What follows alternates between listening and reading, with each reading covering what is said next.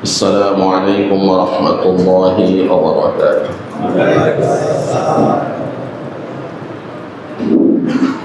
الحمد لله نحمده ونستعينه ونستغفره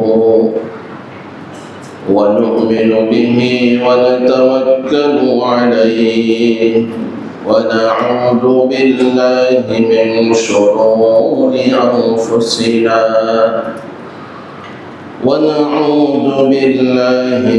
شرور أنفسنا ومن سيئات أعمالنا. من يهد الله فلا مضل له ومن يضلله فلا هادي له، وأشهد أن لا إله إلا الله وحده لا شريك له ولا نظير له ولا شبيه له، وأشهد أن سيدنا وسندنا وحبيب ربنا وأولانا ومولانا محمدا عبده ورسوله. أما بعد فأعوذ بالله من الشيطان الرجيم.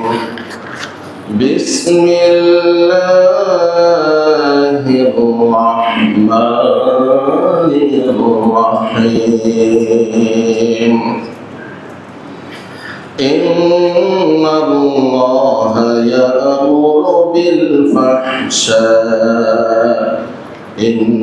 الله يأمر بالعدل والإحسان وإيتاء ذي القربى وينهى عن الفحشاء والمنكر والبغي يعظكم لعلكم تذكرون.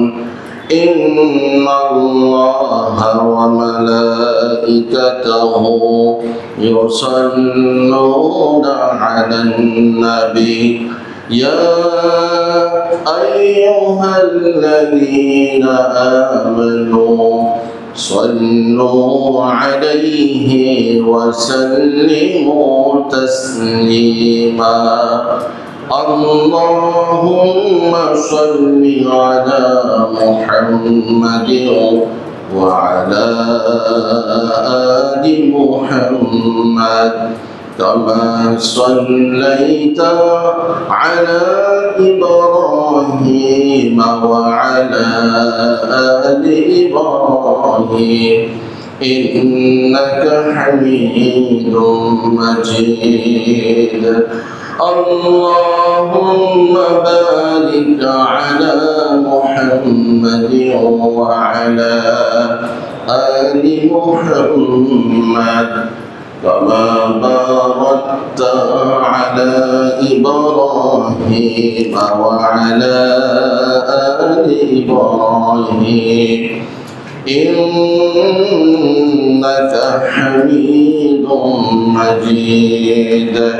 سبحانك لا علم لنا إلا ما علمتنا إنك أنت العليم الحكيم. جزى الله عنا محمدا بما هو أهله. رب اشرح لي صدري ويسر لي أمري واحلل عقدة من لساني يفقه قولي. الحمد لله. উপস্থিত সম্মানিত মুসল্লিয়ানে কেরাম, হযরত উলামায়ে কেরাম, সর্বস্তরের দ্বীনী ভাইরা, আল্লাহ তাআলার নিকট আমরা শুকরিয়া আদায় করছি, যিনি আমাদেরকে মায়া করে মোহাব্বত করে তার ঘরে সলাতুল জুমআ আদায়ের উদ্দেশ্যে যথাসময়ে উপস্থিত হওয়ার তৌফিক দিয়েছেন। সবাই কালিমাতুশ শুকর আদায় করি এবং বলি আলহামদুলিল্লাহ। সাথে সাথে সালাত এবং সালামের হাদিয়া প্রেরণ করছি সাইয়্যিদুল মুরসালিন, শফিউল মুযনিবিন, রাহমাতুল লিল আলামিন মুহাম্মাদুর রাসূলুল্লাহ সাল্লাল্লাহু আলাইহি ওয়াসাল্লামের প্রতি এবং দোয়া করছি, হে প্রভু, আপনি আপনার হাবিবকে জান্নাতের সর্বোচ্চ সম্মান দান করুন। সবাই বলি আমিন। আলহামদুলিল্লাহ। সম্মানিত মুসল্লিয়ানে কেরাম, আমরা বেশ কয়েক জুমায় সূরা নাহলের 90 নম্বর আয়াতকে সামনে নিয়ে আলোচনা করে আসছি।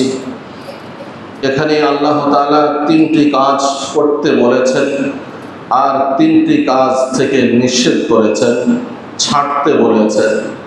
প্রথম 3টি কাজ নিয়ে আমরা আলোচনা প্রায় শেষ পর্যায়ে। প্রথমত, ইন্নাল্লাহা ইয়া'মুরু বিল আদল, আল্লাহ তাআলা নির্দেশ করেন তোমরা যেন ন্যায় প্রতিষ্ঠা করো। সমাজে, ব্যক্তিগত জীবনে, পারিবারিক জীবনে, রাষ্ট্রীয় জীবনে সর্বোচ্চ যেন আদল ইনসাফ কায়েম করো।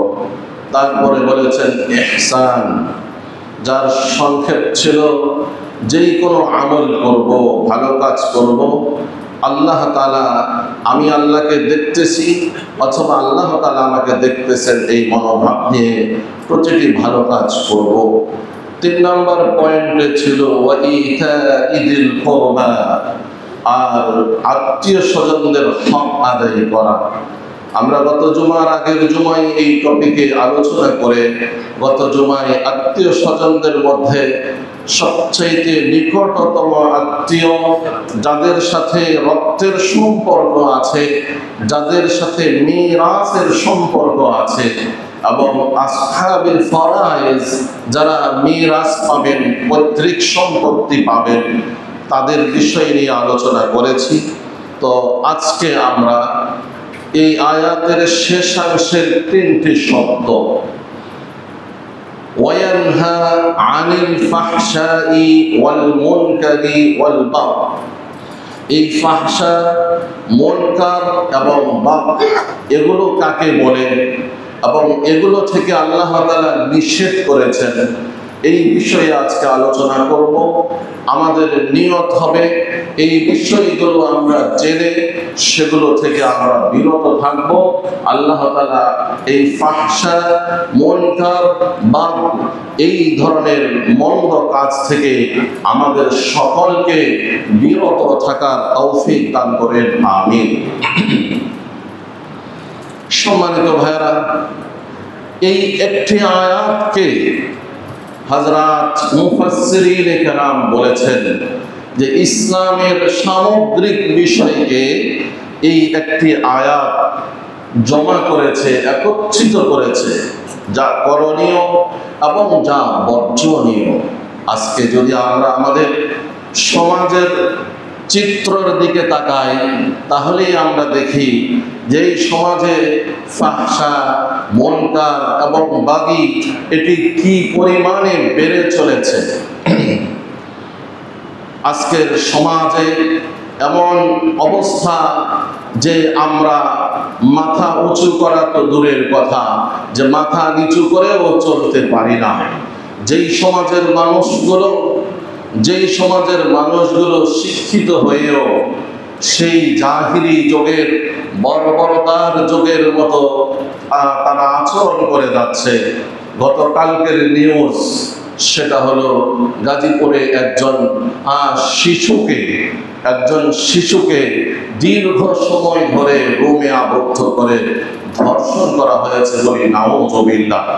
আসুন এই সমাজ থেকে এই ফাহশা, এই মুনকার, এই বাগিকে কিভাবে দূর করা যায়, আল্লাহ তাআলা এই সূরা নাহলের 90 নম্বর আয়াতের শেষাংশে এই তিনটে ওয়ার্ড, তিনটি শব্দ দিয়ে আমাদেরকে খুব সংক্ষিপ্তভাবে নসিহা করেছেন এবং বলেছেন, ইয়াইযুকুম, আল্লাহ তাআলা তোমাদেরকে উপদেশ দিচ্ছেন, নসিহত করছেন, লাআল্লাকুম তাযাক্কারুন, যাতে করে তোমরা এই নসিহত গ্রহণ করে ভালো হয়ে যেতে পারো। এই ফাহশা, মুনকার, বাগী তিনটি শব্দের পৃথক পৃথক অর্থ বিভিন্ন তাফসীরে উলামায়ে কেরাম কি লিখেছেন কোরআন এবং সুন্নাহ অনুযায়ী। আসুন, প্রথমত ফাহশা শব্দটি ফাহাশিন ফুহশ শব্দ থেকে আসছে, যার অর্থ হল অশ্লীলতা, লজ্জাহীনতা, নৈতিক পতন। তাফসীরে ইবনে কাসিরের মধ্যে বলা হয়েছে, ফাহশা এমন কাজ যা শরীয়ত এবং মানুষের বিবেক উভয়ের দৃষ্টিতে নিন্দনীয়, যেমন ব্যভিচার, জিনা, অপকর্ম, এরকম ভাবে নগ্নতা, কুরুচিপূর্ণ কথাবার্তা ইত্যাদি।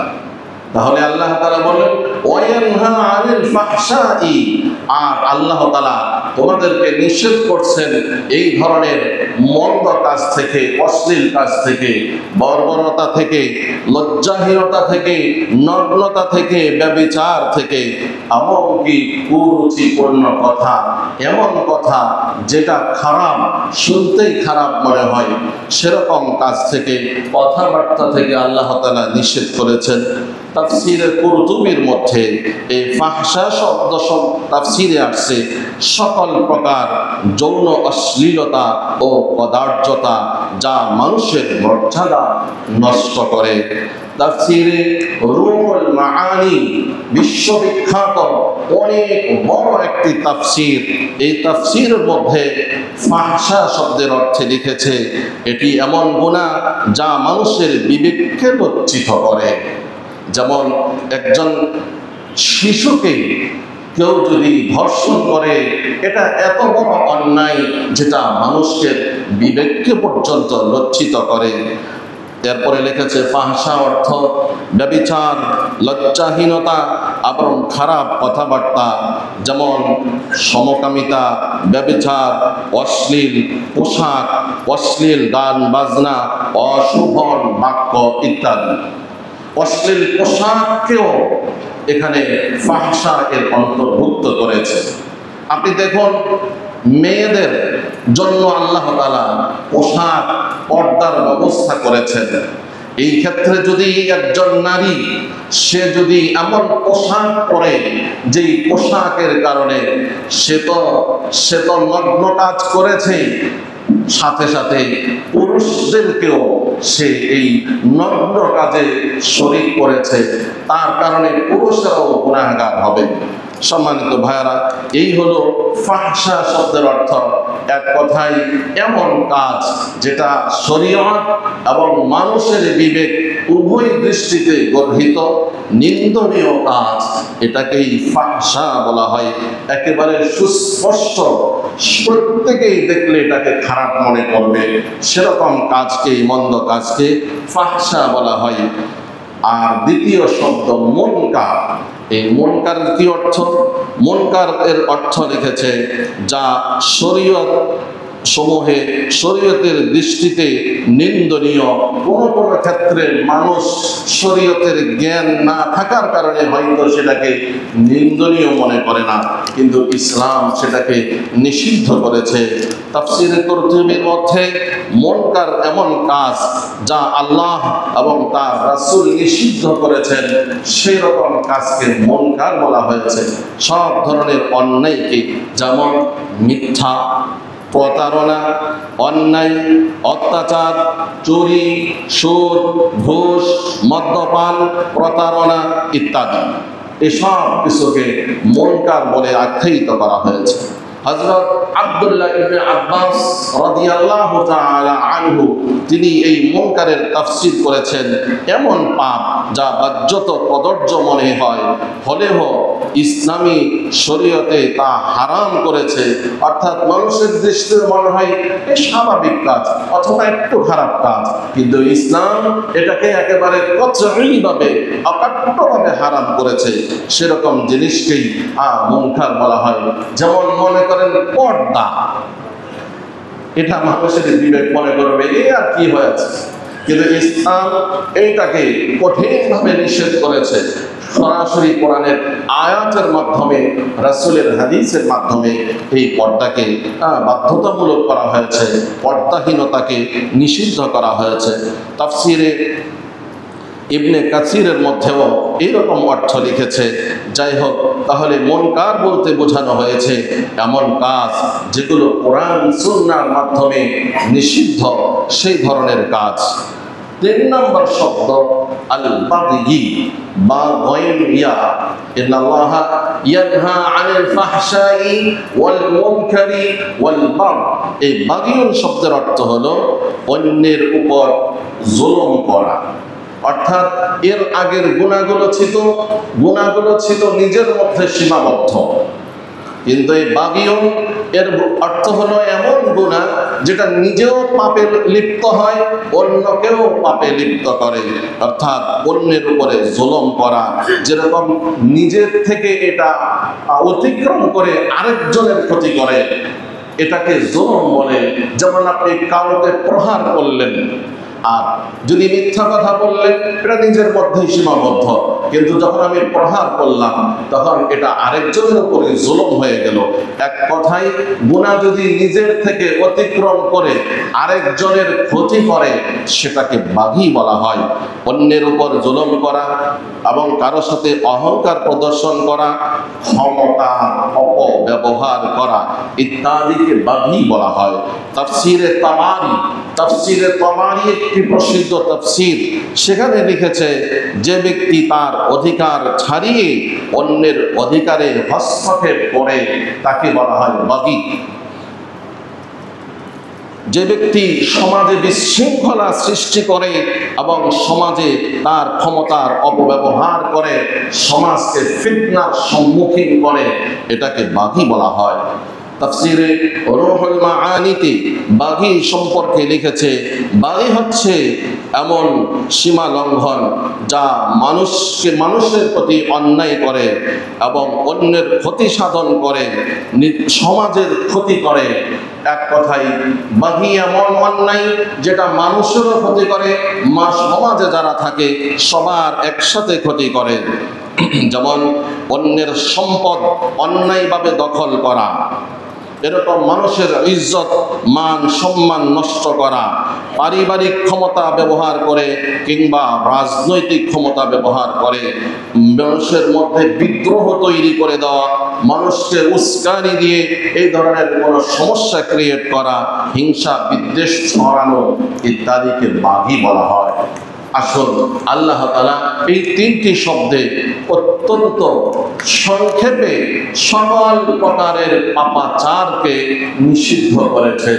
ওয়ায়ানহা আনিল ফাহশাই ওয়াল মুনকার, সব ধরনের গুনাহকে আল্লাহ নিষিদ্ধ করেছেন। গুনাহ, আমরা যদি গুনাহকে ভাগ করি তাহলে গুনাহ প্রথমত 2 প্রকার। এক প্রকারের গুনাহ হলো হুকুকুল্লাহ নষ্ট করার কারণে যেই গুনাহ হয়, আরেক প্রকারের গুনাহ হলো হুকুকুন নাস, মানুষের হক অধিকার নষ্ট করার কারণে যেই গুনাহ হয়।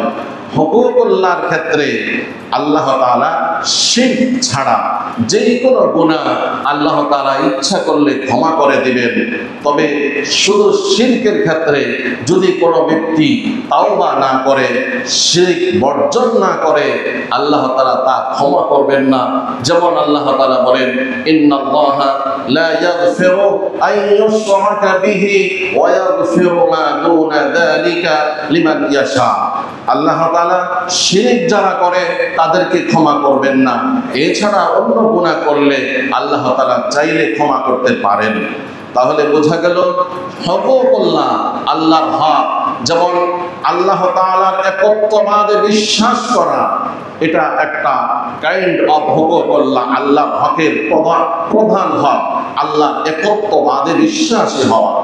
আজকের পৃথিবীতে যারা আল্লাহ তাআলার সাথে একাধিক প্রভু, একাধিক উপাস্যকে শরীক যারা করে যাচ্ছে, তারা সর্বপ্রথম আল্লাহর নাফরমানি করতেছে, আল্লাহর তাওহীদে অবিশ্বাসী, এই জন্যে তারা কাফের। কাফের শব্দের শাব্দিক অর্থ হলো অকৃতজ্ঞ। কাফের শব্দের শাব্দিক অর্থ হলো অকৃতজ্ঞ, যে কৃতজ্ঞতা স্বীকার করে না। আল্লাহ তাআলা একচ্ছত্র ক্ষমতার মালিক, এই বিশ্ব ব্রহ্মাণ্ড তিনি সৃষ্টি করেছেন, তার হুকুমেই সবকিছু হচ্ছে। এসব কিছু বুঝেও যারা আল্লাহর সাথে শিরিক করে, অতএব এরা সবচেয়ে বড় অকৃতজ্ঞ। এরপরে আল্লাহর হকের মধ্যে আছে আল্লাহ যেই সমস্ত কাজগুলো করতে বলেছেন সেগুলো করা। সেগুলো যদি কেউ না করে তাহলে আল্লাহর হক নষ্ট করল। যেমন আল্লাহ তাআলা বলেছেন সালাত আদায় করতে, সিয়াম সাধনা করতে, যাকাত প্রদান করতে, হজ করতে। এটা যদি কেউ না করে সে আল্লাহর হক নষ্ট করল। আসল দ্বিতীয় প্রকারের গুনাহ হলো মানুষের হক, মানুষের হক নষ্ট করা। মানুষের হকের মধ্যে কি আছে?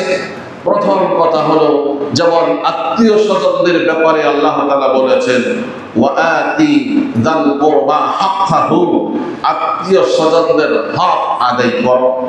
কেউ যদি আত্মীয় স্বজনদের হক আদায় না করে তাহলে সে মানুষের সাথে জুলুম করলো, মানুষের হক নষ্ট করলো, অর্থাৎ মানুষের অধিকার নষ্ট করলো, বড় গুনাহ করলো। আর কেউ যদি মানুষের হক নষ্ট করে, মানুষের অধিকার নষ্ট করে, আল্লাহ তাআলা সেই গুনাহ ক্ষমা করেন না যতক্ষণ পর্যন্ত যার হক নষ্ট করা হয়েছে সে যদি ক্ষমা না করে। মানুষের হক নষ্ট করার অনেক ধরনের আপনার পদ্ধতি, অনেক ধরনের সূরত, অনেক ব্যবস্থা, অনেক উপায় উপকরণ, অনেক ধরনের সিস্টেম আছে। যেমন মানুষের হক নষ্ট করার ব্যাপারে বললাম, আমার কাছ থেকে যিনি কিছু পাবেন সেটা না দেওয়া, লেনদেনের ক্ষেত্রে যেটা দেওয়া জরুরি সেটা না দেওয়া, অথবা আত্মীয়তার ক্ষেত্রে যেটা আমার কাছ থেকে পাওনা রাখে সেটা না দেওয়া ইত্যাদি। এর মধ্যে চলে আসে, আমরা গত জুমায় যেটা বলেছিলাম যে মিরাস যারা পাবে হকদার তাদের হক দেওয়া, ভাই বোনের হক দিয়ে দেওয়া, বাবা ছেলেদের হক যেরকম দিচ্ছেন মেয়েদের হক সমানভাবে যেভাবে তারা পাওনা সেভাবে দেওয়ার ব্যবস্থা করা। এখন বাবা তো মারা গেছেন কিন্তু ভাইয়েরা আছেন, এই ভাইয়েরা যদি বোনদের হক না দেন তাহলেও এটা বোনদের হক নষ্ট করলেন। ঠিক তেমনি ভাবে এই প্রজন্ম অতিক্রম করে দ্বিতীয় প্রজন্মে যখন চলে যায় তখন ওই বোন হয়ে যান ভাইয়ের সন্তানদের ফুফু। এই ফুফুর হক যারা না দেন একই গুনাহ। আসল এই বিষয়ে যেহেতু গত সপ্তাহে কথা বলেছি, একটু আবার আরেকটু কথা বলি। আল্লাহ তাআলা কোরআনুল কারীমের সূরা নিসার 11 নম্বর আয়াতে যে বলেছেন ইউসিকুমুল্লাহু ফি আওলাদিকুম লিয-যাকারি মিসলু হাযযিল উনসায়াইন, আল্লাহ তাআলা নির্দেশ প্রদান করছেন তোমাদেরকে তোমাদের সন্তানদের ব্যাপারে যে একজন পুরুষের জন্য দুইজন কন্যা যতটুকু হক তার দুইজন কন্যার সমপর্যায়ের হিস্সা অংশ হলো একজন পুরুষের জন্য। তো এই বিষয়টা আমাদের অনেকের নজরে পড়ে, অনেকেই এই বিষয়টাকে নিয়ে আমরা অভিযোগের দৃষ্টিতে দেখি। বিশেষ করে বামপন্থী যারা আছে, যারা ইসলামের ধারও ধারে না, তারাও একই সুরে কথা বলে, তারাও এই প্রশ্ন করে ইসলামের উপরে যে ইসলাম এই ক্ষেত্রে বৈষম্য করেছে। নাউযুবিল্লাহ, পুরুষদেরকে ডাবল দিয়েছে, মেয়েদেরকে সিঙ্গেল দিয়েছে।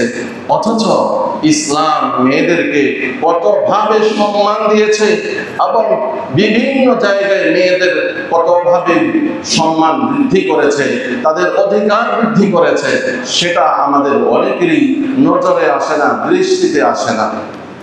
আসল একজন ছেলে তার উপর ইসলাম কতগুলো দায়িত্ব দিয়েছে, সে তুলনায় মেয়েদের উপরে তার আংশিক দায়িত্ব ইসলাম দেয়নি। একজন ছেলে যখন বিবাহ করে, একজন মেয়ে যখন বিবাহ করে, ছেলে মেয়ের বিবাহের মাধ্যমে উভয়ের ফায়দা হয়। অনেক ফায়দার ভিতরে একটা ফায়দা হলো, ছেলে যেরকম গুনাহ থেকে মুক্ত থাকতে পারে, নিজের ঈমান আমলকে, নিজের সতীত্বকে সংরক্ষণ করতে পারে, তেমনি ভাবে যে মেয়ের বিবাহ হয়েছে সেও বিবাহের মাধ্যমে নিজের সতীত্বকে রক্ষা করতে পারে, নিজের ঈমান আমলকে হেফাজত করতে পারে, তার শারীরিক ডিমান্ড পুরা করতে পারে। তাহলে এই ক্ষেত্রে আমরা দেখি ইসলাম পুরুষের উপরে একটি দায়িত্ব অপরিহার্য করে দিয়েছে, সেটা হলো বিবাহের সময় পুরুষকে আবশ্যিকভাবে মোহর প্রদান করতে হবে। ইসলাম তো এই ক্ষেত্রে মেয়েদেরকে এমন কোনো দায়িত্ব দেয়নি যে মেয়েও স্বামীকে মোহর প্রদান করতে হবে। অতএব যারা এই আধুনিকতার নাম দিয়ে ইসলামের উপরে বৈষম্যের অভিযোগ যারা করেন, তাদের কাছে আমাদের প্রশ্ন, এই ক্ষেত্রে আপনারা কেন বৈষম্যের প্রশ্ন করেন না? যে বিবাহের প্রফিট, বিবাহের মুনাফা, বিবাহের লাভ তো দুইজনে সমান সমান পাচ্ছে, তাহলে কেন এই জায়গায় পুরুষের উপরে অতিরিক্ত দায়িত্ব আসলো মোহর দেওয়ার, স্ত্রীর উপরে কেন আসেনি? শুধু মোহরের এখানেই শেষ না, বরং পরবর্তী ধাপে ধাপে একজন স্বামী স্ত্রীর সকল ভরণ পোষণ সব কিছু স্বামীর দায়িত্বে, স্ত্রীর কোনো দায়িত্ব নেই। ইভেন আপনারা জানেন অনেকেই যে যদি স্ত্রী বলে যে আমি তোমার সন্তানকে লালন পালন করব না, ইসলাম বলে স্বামী স্ত্রীকে বাধ্য করতে পারবে না, বরং স্বামী তার সন্তানের লালন পালনের জন্য অন্যভাবে ব্যবস্থা দিবে। তাহলে সন্তান তো উভয়ের, কেন এই জায়গায় একচ্ছত্রভাবে পুরুষকেই দায়িত্ব দেওয়া হলো? তাহলে বোঝা গেল আল্লাহ তাআলার বিষয়গুলো আমাদের এই সামান্য ব্রেনে বোঝা সম্ভব না। আমরা তো চোখে যা দেখি তাই মনে করি, আমরা তো মনে করি এই গাছ থেকে ফল হয়, আসলে তো গাছ থেকে ফল হয় না, ফল তো একজন স্রষ্টা, তিনি ফল দেন। আমরা তো দেখি গাভী থেকে দুধ বের হয়, আসলে তো গাভী থেকে দুধ বের হয় না, দুধ তো উপরওয়ালা আসমানওয়ালা আরশের মালিক দেন। আমরা তো মনে করি বিবাহ শাদী করলেই সন্তান হয়, আসলে তো এইভাবে সন্তান হওয়ার কথা না, বরং আল্লাহ তাআলা চাইলে বিবাহ শাদী ছাড়াও যেরকম আদম আলাইহিস সালাম এবং হযরত মারিয়াম থেকে আদম আলাইহিস সালামকে সৃষ্টি করেছেন, অপরদিকে মারিয়াম থেকে সন্তান দিয়েছেন। তো আল্লাহ তাআলা চাইলে বিবাহ বন্ধনে আবদ্ধ হওয়ার পরেও নিঃসন্তানও রাখতে পারেন। এসব কিছু আল্লাহ তাআলার কুদরত, আল্লাহ তাআলা চাইলেই করেন। সুতরাং বোঝা গেল আল্লাহর বিষয় নিয়ে প্রশ্ন করে আমাদের ক্ষতি ছাড়া কোনো লাভ নেই। একজন পুরুষ তার উপরে কি পরিমাণ দায়িত্ব দিয়েছেন, সে যখন বিবাহ করে স্ত্রীর দায়িত্ব, এবং বয়স্ক মা থাকলে মায়ের দায়িত্ব, ছোট ভাই বোন থাকলে তাদের দায়িত্ব, বাবা বুড়ো হয়ে গেলে বাবার দায়িত্ব, সকল দায়িত্ব একসাথে পুরুষ আদায় করে। এই ক্ষেত্রে তো মেয়েদেরকে দায়িত্ব দেওয়া হয়নি। আমার ভাইরা, একজন মেয়ে সে বিবাহের আগ পর্যন্ত বাবার কাছে থাকে, বিবাহের পরে স্বামীর দায়িত্বে চলে যায়। তারপরে যদি ইসলামী স্টেট হয়, ইসলামী আপনার রাষ্ট্র যদি ইসলাম অনুযায়ী পরিচালিত হয়, তাহলে কোন মহিলার যদি স্বামী মারা যায়, তার সন্তানদের মধ্যেও যদি কেউ না থাকে দেখাশোনা করার মতো, তখন রাষ্ট্রীয়ভাবে তাকে ভরণ পোষণ দেওয়া হয়। আর স্বাভাবিকভাবে যে মহিলার স্বামী মারা গেছে, সন্তানের দায়িত্বে চলে আসে, আত্মীয় স্বজনদের দায়িত্বে চলে আসে, ভাইদের দায়িত্বে চলে আসে। তাহলে বোঝা গেল মেয়েদের কোনো খরচের কোনো খাত নেই, তারপরেও যে ইসলাম পুরুষদের অর্ধেক দিয়েছে, এই তুলনায় ইসলাম মেয়েদেরকে অনেক মর্যাদা দিয়েছে। এই জায়গায় যদি আমরা দায়িত্বর দৃষ্টিকোণ থেকে দেখি, তাহলে বোঝা যাবে মহিলাদেরকে কোনো দায়িত্ব তো দেয়নি নেই, বরং দায়িত্ব ছাড়াও যে সম্পদের মালিক বানিয়েছেন, এটা পুরুষদের তুলনায় শুধু সমান নয়, বরং আরো অনেক অনেক বেশি দিয়েছেন। কি বলেন আপনারা? কি আমার কথার সাথে একমত আছেন? অতএব এটা অযথা প্রশ্ন, এরকম প্রশ্ন করা ঠিক না। যারা কাফের মুশরিক তারা করতে পারে, কিন্তু একজন মুমিন কোনোদিন প্রশ্ন করতে পারে না। আল্লাহ তাআলা নিষেধ করেছেন লা ইউসআলু আম্মা ইয়াফআলু ওয়া হুম ইউসআলুন। আল্লাহ তাআলার কোন বিধানকে নিয়ে কোন মানুষের প্রশ্ন করার সুযোগ নেই, সামর্থ্য নেই, সাহস নেই, করতে পারবে না, অধিকার নেই। হ্যাঁ, একটা জিনিস হলো আমি আরেকটু ব্যাখ্যার সহিত বুঝতে চাই, যে আমার মনে চায় যে এটা রহস্যটা কি, তাহলে আপনি গোপনে গোপনে কোনো বিজ্ঞ স্কলার, বিজ্ঞ আলেম, কোরআন সুন্নাহর পাণ্ডিত্য অর্জন করেছেন এমন কোন ব্যক্তির শরণাপন্ন হয়ে আপনি বোঝার চেষ্টা করেন। বোঝা এটা অন্যায় না, বোঝার ক্ষেত্রে আল্লাহ বলেছেন ফাসআলু আহলা যিকির ইন কুনতুম লা তা'লামুন। ইসলামের কোন বিষয় যদি তুমি না জানো, তাহলে যারা জানে তাদের শরণাপন্ন হও, তাদের কাছে যাও, বোঝার চেষ্টা করো। তবে না বুঝে শুধু আমি আমার বুঝকেই সর্বোচ্চ বুঝ মনে করে আমি কোরআন বিরোধী, সুন্নাহ বিরোধী, আল্লাহ বিরোধী, রাসূল বিরোধী এমন কোনো বাজে মন্তব্য করব না। আল্লাহ তাআলা সবাইকে হেফাজত করেন, আমিন। তাহলে বোঝা গেল এই ভাই বোনের হক যদি না দিই, কাল কিয়ামতের ময়দানে ওই বোন এসে এই হক পাই পাই বুঝে নেবেন। আসুন এই প্রসঙ্গে আমরা হাদিসে কি বলেছে একটু শুনি। আল্লাহ রাসূল সাল্লাল্লাহু আলাইহি ওয়াসাল্লাম এক সময় বলেছেন যে তোমরা কি জানো, মানে মুফলিস, মুফলিস কে? অর্থাৎ সবচেয়ে গরিব ব্যক্তিকে, অভাবী ব্যক্তিকে। সাহাবায়ে কেরাম স্বাভাবিকভাবে জবাব দিলেন, ইয়া রাসূলুল্লাহ, আমরা মনে করি অভাবী ব্যক্তি ওই ব্যক্তি যার কোনো সহায় সম্পদ নেই, অর্থ করি নেই, সমাজে তাকে কেউ ডাকে না, কেউ জিজ্ঞাসা করে না, এরকম ব্যক্তিকে আমরা মুফলিস, অভাবী মনে করি। তিরমিজি শরীফের 2418 নম্বর হাদিস, রাসূল সাল্লাল্লাহু আলাইহি ওয়াসাল্লাম বললেন, শোনো, সবচাইতে মুফলিস, সবচাইতে গরিব, সবচাইতে হতভাগা, অভাবী ব্যক্তি ওই ব্যক্তি যেই ব্যক্তির আমল নামায় পাহাড় সম পরিমাণ হাসানাত আছে, আমল আছে, সিয়াম আছে, হজ আছে, যাকাত আছে, কুরবানি আছে, তেলাওয়াত আছে, সাদাকাত আছে। সে তো তার আমল দেখে খুশি হয়ে যাবে, বিশাল বড় আমলের স্তূপ নিয়ে সে উপস্থিত। কিন্তু একটু পরে তার পাওনাদার যারা আছেন, যাদের হক নষ্ট করেছে, ভাই হয়ে বোনের সম্পদ দেয়নি, বাবা হয়ে মেয়েকে ঠকিয়েছে, এরকম যারা আছে, কিংবা ভাতিজা হয়ে ফুফুকে ঠকিয়েছে, হক দেয়নি, এরকম ভাবে লেনদেন করার সময় আমার কাছ থেকে সে 10 টাকা পাবে, তাকে 2 টাকা দিয়েছি, আমার শক্তি ব্যবহার করে তাকে ফেরত দিয়ে বসিয়ে দিয়েছি, এরকম যদি হয়, অথবা অন্যায়ভাবে আমি কারো উপরে জুলুম করেছি, প্রহার করেছি, শরীরে আঘাত করেছি, সে আমার ভয়ে আমার কাছ থেকে প্রতিশোধ নিতে পারেনি, ওই দিন আল্লাহ তাআলার পক্ষ থেকে ঘোষণা আসবে, আসো, কে কার কাছ থেকে হক পাবে, চলে আসো। এইভাবে প্রত্যেক ব্যক্তির হক তাকে বুঝিয়ে দেওয়া হবে। দিতে দিতে দিতে দিতে এক পর্যায়ে ফেরেশতারা বলবে, ইয়া রব, তার সকল নেকি তো শেষ হয়ে গেছে, এখন কি করা যাবে?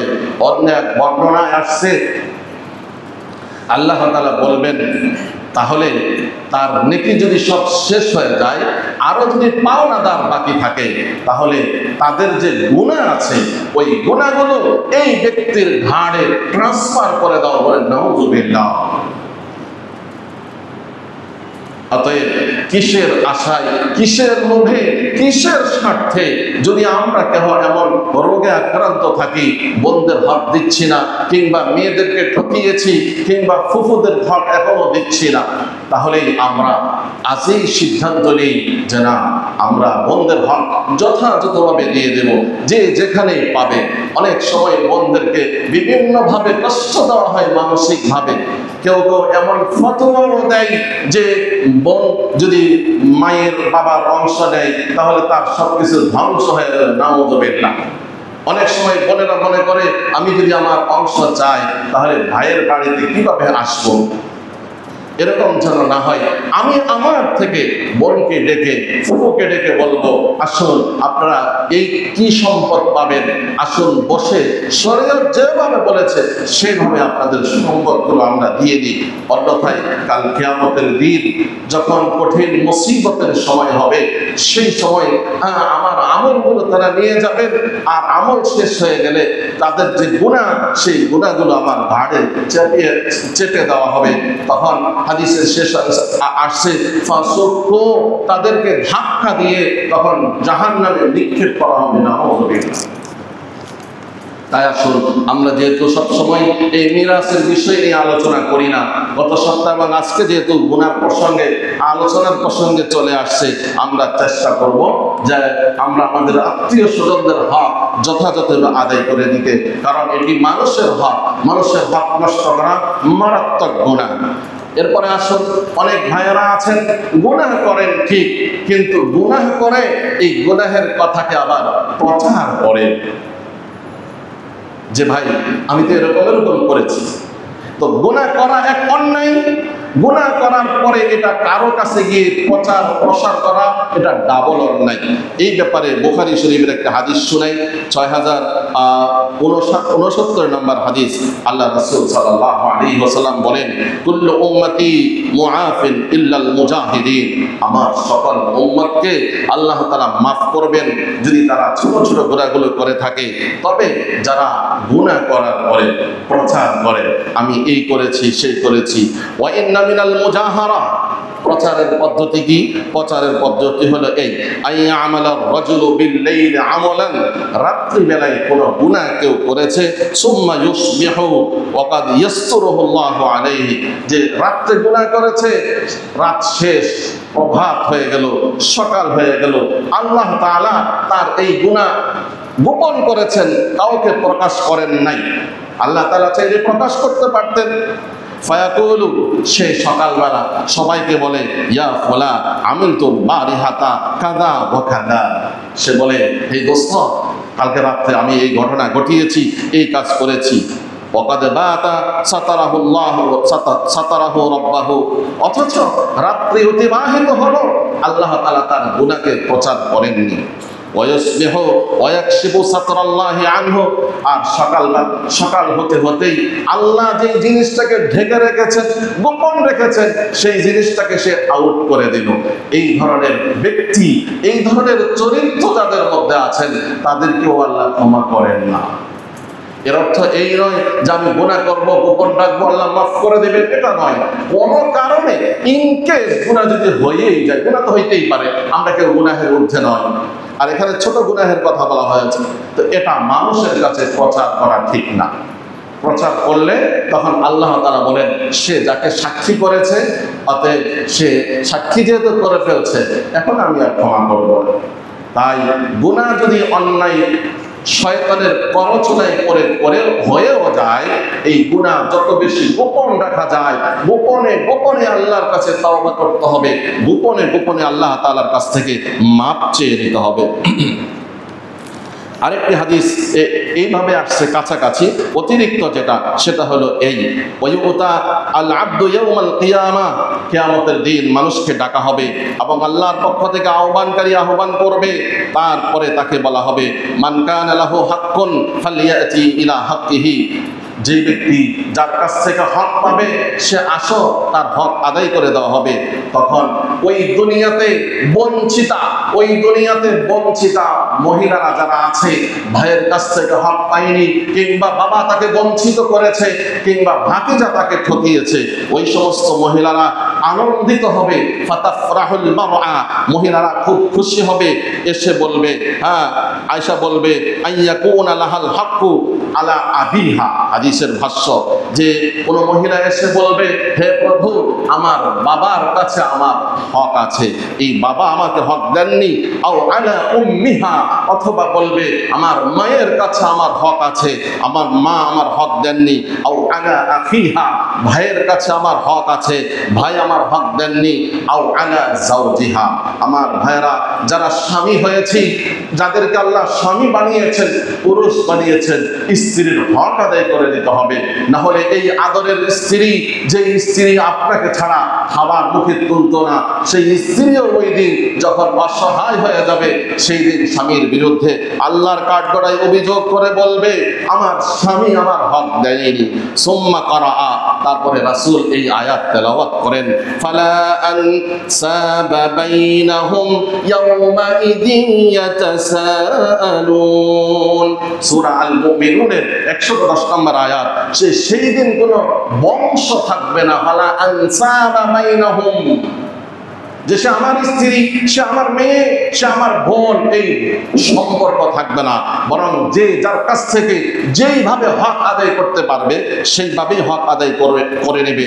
যেমন অন্য আয়াত সেটা বলে, ইয়াউমা ইয়াফিরুল মারউ মিন আখিহি ওয়া উম্মিহি ওয়া আবিহি ওয়া সাহিবাতিহি ওয়া বানিহি, সেই দিনকে স্মরণ করো যেই দিন কোনো আত্মীয়তার বন্ধন থাকবে না, প্রত্যেকে ইয়া নাফসি করবে, মানুষ নিজের পরিচিত মানুষের কাছ থেকে পলায়ন করবে, না জানি তার কোনো হক আমার কাছে রয়ে গেছে, আজকে সে সেই হক চাইয়ে বসবে। বাবা সন্তান থেকে পলায়ন করবে, বাবা মা ছেলে থেকে পলায়ন করবে, স্বামী স্ত্রী থেকে পলায়ন করবে, ভাই বোন থেকে, বোন ভাই থেকে পলায়ন করবে, না জানি তার কোনো হক আমার কাছে রয়ে গেছে যেটা সে এখন দাবি করে বসবে। এই হলো পরকালের অবস্থা। অতএব পরকালকে স্মরণ করে আমরা চেষ্টা করব প্রত্যেকের হক, হুকুকুন নাস, মানুষের হকগুলো যেন মানুষকে আমরা আদায় করে দিতে পারি। পরিশেষে একটা কথা, যে তো নামাজ নাই, কালাম নাই, পর্দা নাই, পশিদা নাই, হজ নাই, যাকাত নাই, তার তো কোনো ক্ষতি হয় না। আর আমরা যারা 5 ওয়াক্ত নামাজি, প্রথম সারির মুসল্লি, শুধু অসুখ আর অসুখ, ডায়াবেটিস, এই মাথা ঘোরায়, এই পা ভেঙে পড়ে গেছে, বাথরুমে হসপিটালাইজ হয়ে আছে, কিন্তু যারা গুনাহে লিপ্ত, নিজেকে নিজে মুসলিম মনে করে, তার তো কোনো অসুবিধা হচ্ছে না। আর এই অসুবিধা না হওয়ার কারণে সেই লোকটা মনে করে মালিক আমার উপরে সন্তুষ্ট আছে। এই ব্যাপারে আপনারা শুনুন আল্লাহ তাআলা কি বলেন। আল্লাহ তাআলা বলেন, ফাদারনি ওয়া মান ইউকাযযিবু বিহাযাল হাদিস, এই যে আলোচনাগুলো হয় কোরআন সুন্নাহর বাণীকে যারা মিথ্যা সাব্যস্ত করে, বলে সব কিছুতে কি ফায়দা, আমি নামাজ পড়ি না, আমার তো কোনো ক্ষতি নেই। আল্লাহ তাআলা বলেন, সানাস্তাদরিজুহুম মিন হাইথু লা ইয়ালামুন, আমি তাদেরকে ছাড় দিচ্ছি, ঢিল দিচ্ছি এমন ভাবে যে বুঝতেও দিচ্ছি না। আপনি যদি মনে করেন আপনার বস আপনাকে পরীক্ষা করতেছে, আপনি টেরও পান নাই, সেটা আপনার জন্য ক্ষতিকর। আর আপনি যদি জানেন যে আপনার বস বলছেন অমুক দিন আমি অফিসে আসবো, তখন আপনি কি করেন? সতর্ক হন। এখন আল্লাহ তাআলা যদি এমন ভাবে ছাড় দেন, আপনি সেটাকে ছাড়েই মনে করেন না, তাহলে কি করবেন? তার উদাসীনতা, গাফলাতি আরো বেশি বৃদ্ধি পাবে। সূরা কালামের 44 থেকে 45 নম্বর আয়াত। এরপর আল্লাহ তাআলা আরো বলেন যে কাফেররা মনে করে মুসলিমরা তাদের আল্লাহর ইবাদত বন্দেগী করে ফায়দাটা কি, তাদের কোনো ফায়দা তো নাই। আজকে তো এই ইসরাইল সেই ফিলিস্তিন গাজাবাসীদেরকে মেরেই যাচ্ছে, ফায়দা কি? আল্লাহ তাআলা বলেন, শোনো, ওয়ালা ইয়াহসাবান্নাল্লাযীনা কাফারু ইন্নামা নুমলি লাহুম খায়রুন লিআনফুসিহিম, যে এমন ভাববে না কাফেররা যে আমি তাদেরকে সুযোগ দিচ্ছি, ঢিল দিচ্ছি, ছাড় দিচ্ছি, এটা তাদের জন্য খায়র, কল্যাণ, এরকম যেন মনে না করে। ইন্নামা নুমলি লাহুম লিয়াজদাদু ইসমা, আমি তো ছাড় দিচ্ছি, সুযোগ দিচ্ছি যাতে তাদের গুনাহের পাল্লা আরো বেশি থেকে বেশি ভারী হয়। নাউযুবিল্লাহ। সূরা আলে ইমরান 178 নম্বর আয়াত। অতএব আপনি কখনো মনে করবেন না যে আমি তো বিপদগ্রস্ত। আপনি বিপদগ্রস্ত মানে আল্লাহ তাআলার সাথে আপনার রিলেশনশিপ সম্পূর্ণ অটুট, মজবুত আছে। বলেন সুবহানাল্লাহ। হাদিসে আসছে যে আসাদুন নাস বালাআন আল আমবিয়া ফাল আমসালু ফাল সুম্মাল আমসাল, সবচেয়ে কঠিন বিপদগ্রস্ত হবে আল্লাহর পক্ষ থেকে নবীগণ। নবীগণের পরে আমলের তুলনায়, তাকওয়ার তুলনায় যে যত বেশি মুত্তাকি সে দুনিয়াতে সবচেয়ে বেশি বিপদগ্রস্ত হবে। সুতরাং বিপদগ্রস্ত হওয়া এটা গুনাহের লক্ষণ নয়, এটা প্রমোশন হওয়ার লক্ষণ। আল্লাহ তাআলা আপনার মর্যাদাকে অনেক দূরে নিয়ে যাবেন, সেটা প্রমাণ, সেটার লক্ষণ। আর যারা নামাজ কালাম ইসলামের ধার ধারণা, তাদের আপনার ক্ষমতায়ন, তাদের সব কিছুতে আপনার উচ্চ মর্যাদা এবং সবকিছু সফলতা, এটা সফলতা নয়, এটা সম্পূর্ণ ব্যর্থতা। সম্মানিত ভাইয়েরা, আসল আল্লাহ তাআলা সূরা নাহলের 90 নম্বর আয়াতের শেষে 3টি শব্দ দিয়ে আমাদেরকে সংক্ষিপ্তভাবে নসিহা করেছেন।